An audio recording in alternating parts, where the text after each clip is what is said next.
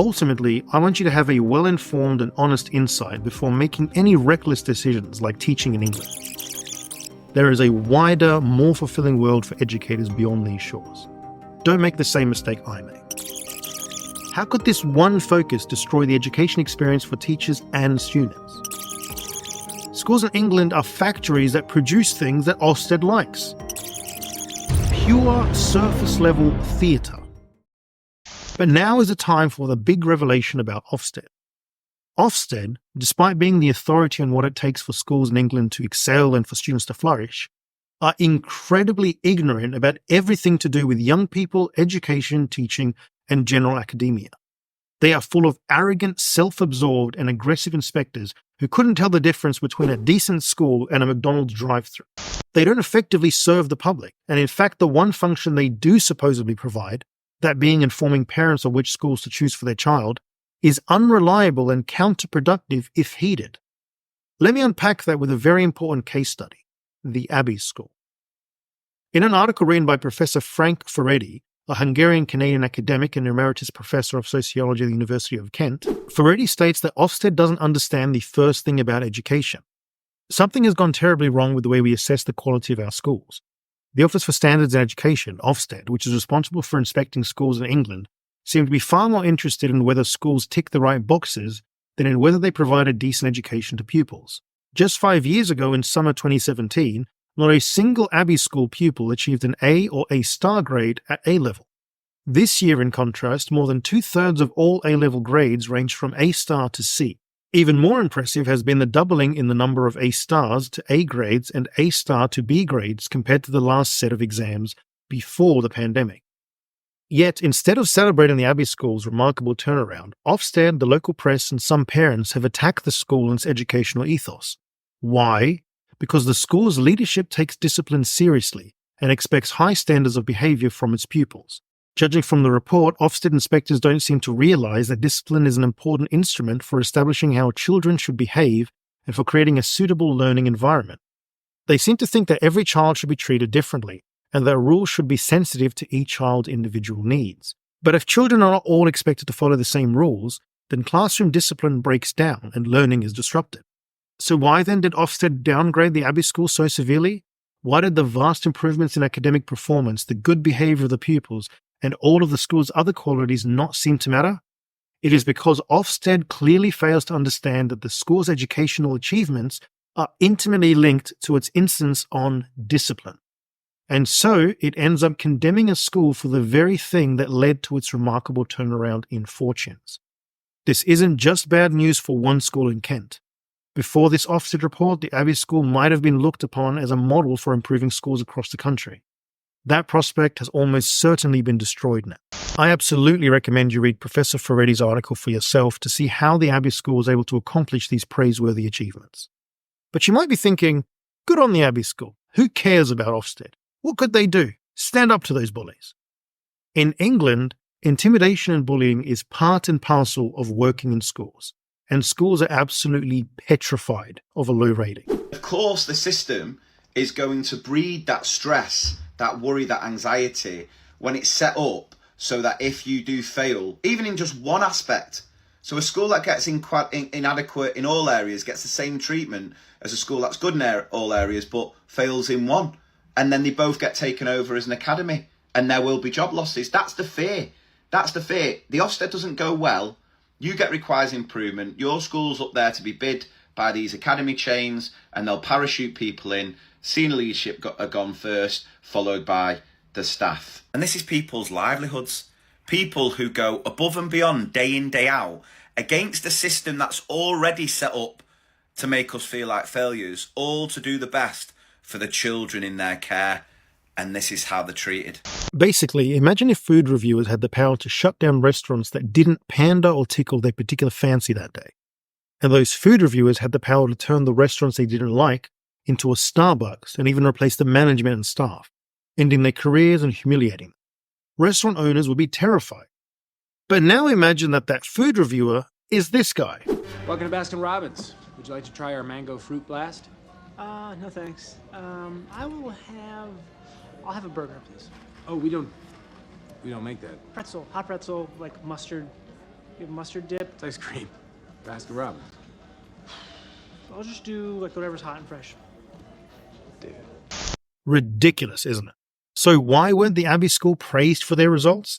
Because Ofsted didn't like that they championed discipline and good behavior.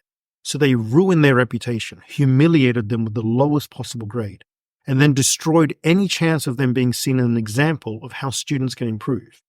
Instead, this is how the Abbey School is perceived. Abbey School in Faversham branded oppressive by pupils in inadequate Ofsted report. A Kent school compared to a military school after it drafted in Britain's strictest head has been hit with the lowest Ofsted rating possible. There were accounts of pupils having to attend discipline assemblies, fold their arms when they spoke, and chant phrases about good behaviour. The school said Mr. Smith was brought in to develop good learning habits and confirmed new rules had been introduced to enhance its culture of politeness, courtesy, and respect. These included, it said, talking in full sentences, projecting voices, sitting up straight and listening, remembering basic manners, greeting each other, and asking if people are having a good day. Ofsted is letting schools in England know that clear rules and expectations, consistently applied and with known consequences for breaking them, are oppressive and too restrictive, and that children being taught behaviour routines explicitly and given time to learn and practice meeting those expectations in assemblies and lessons makes the Abbey School akin to military school. Ofsted is way too powerful, and they're turning education into something toxic. You don't teach, you make books look pretty for Ofsted, and you're paying for it with the youth and potential of this country. Ofsted wants children undisciplined and immune to consequences. According to an article on Express, we read about Steve Chalky, who stated the following: I run 54 schools in the UK. Ofsted has traumatised my wonderful staff. Mr. Chalky claimed that the Ofsted approach had traumatised some wonderful, dedicated frontline teaching staff.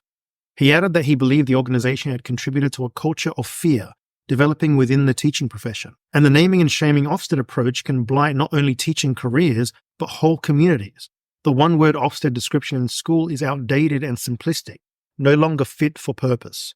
Rather than acting as a boost for schools, a culture of fear has developed, particularly astonishing when you consider that people entering the teaching profession are doing so as a public service, wishing to teach and support children to succeed. And culture of fear is the perfect way to describe what Ofsted brings to the table. Now, listen to the balls of this Ofsted spokesman. An Ofsted spokesperson said, children only get one chance at education, and inspection helps make sure that education standards are high for all children. Are you serious? In what universe is turning schools into frivolous theatre for Ofsted helping make sure the education standards are high for all children? Because of Ofsted, students no longer review their notes, passionate teachers become deterred, and education in England has become polluted, all in your personal quest for dominance. If you teach in England, you will be an Ofsted entertainer. What's worse about Ofsted is that they are clueless and don't even know what they want, and I can prove it. In their May 2022 Ofsted report that branded them inadequate, Ofsted reports, in lessons most pupils comply with leaders' strict expectations of behaviour.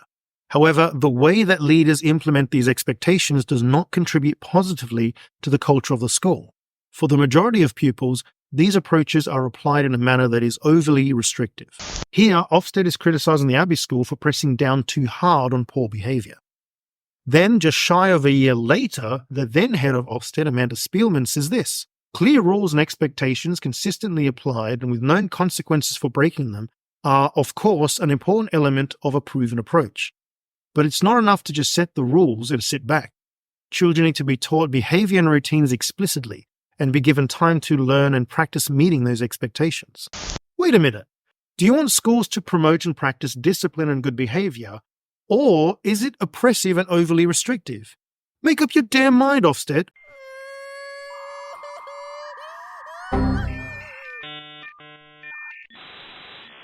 Ofsted has the tightest stranglehold.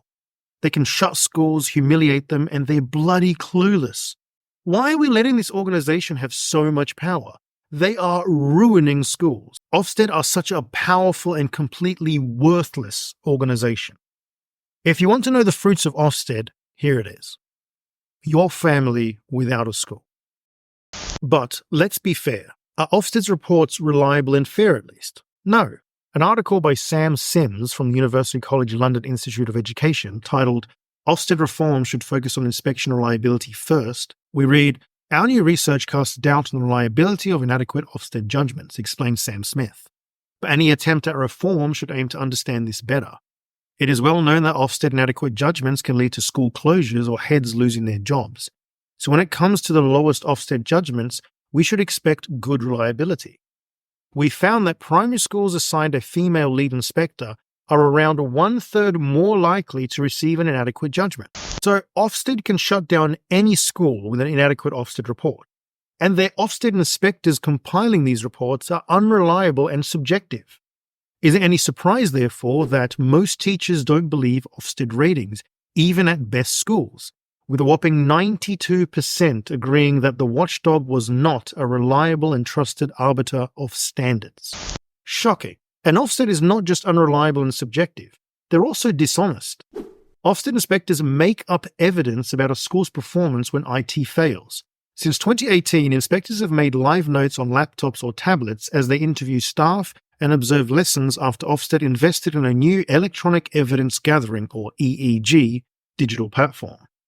However, our investigation has discovered the technology has had serious issues from the beginning, sometimes crashing unexpectedly and losing all notes from interviews, or even whole days of evidence, so that inspectors have to replace those notes from memory without telling the school.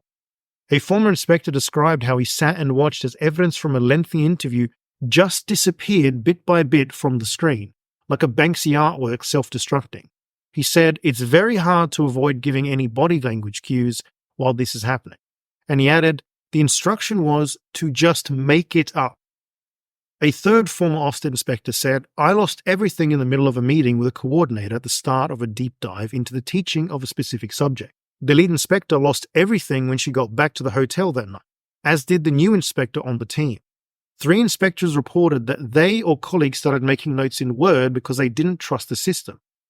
But Ofsted threatened disciplinary action if they didn't use EEG. So Ofsted reports are unreliable, inconsistent, subjective, and fabricated. Got it. Now bear in mind that Ofsted reports are ultimately designed to inform school choice for parents.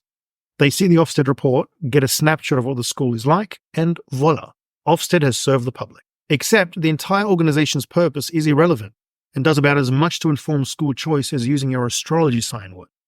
But don't take it from me. According to a 2023 article from the Journal of School Choice titled, "How Useful Are Ofsted Inspection Judgments for Informing Secondary School Choice?" it reads, "School inspections are a key component of the accountability system in many education systems, including England. The judgments and reports produced through these inspections are widely used by parents when they are choosing a school for their child. But should they be? This paper presents new evidence on this issue. We illustrate how parents selecting secondary schools using Ofsted judgments will often be basing their decision on dated information. Indeed, half the time this will be based on a period in which the school had a different head teacher. We find there are almost no differences in future academic, behavioral, school leadership, and parental satisfaction outcomes between schools rated as good, requiring improvement, and inadequate in the inspection data available to parents at the point of school selection. That is, parents who choose a good secondary school for their child will not leave with appreciably better outcomes than a parent who selects an inadequate school. The expectation to this is an outstanding judgment, which does predict future academic outcomes, though only if the inspection was conducted within the last 5 years. We thus advise parents that, besides choices involving outstanding schools, Ofsted judgments are of limited use to them in selecting a school. This study concludes with, "Rather, our results provide a cautionary tale about using Ofsted judgments to inform school choice.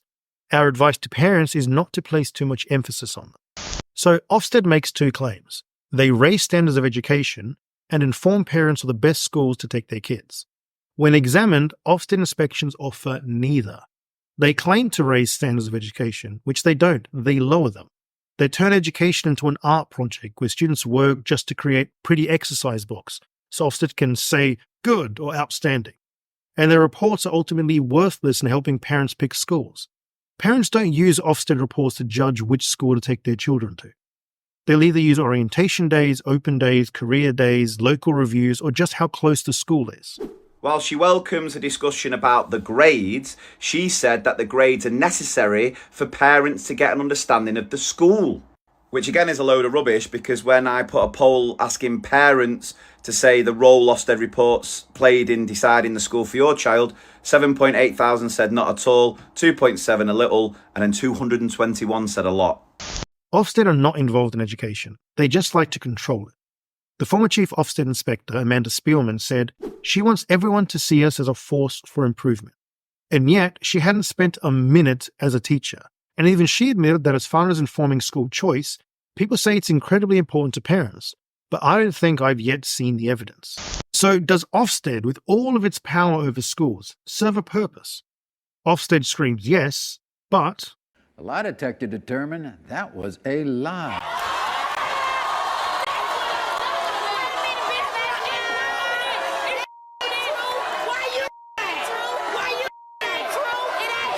Ofsted's ratings are so unreliable that inspectors will actually distort and manipulate evidence to make it fit into ratings they've already decided the school is going to get. He ain't lying.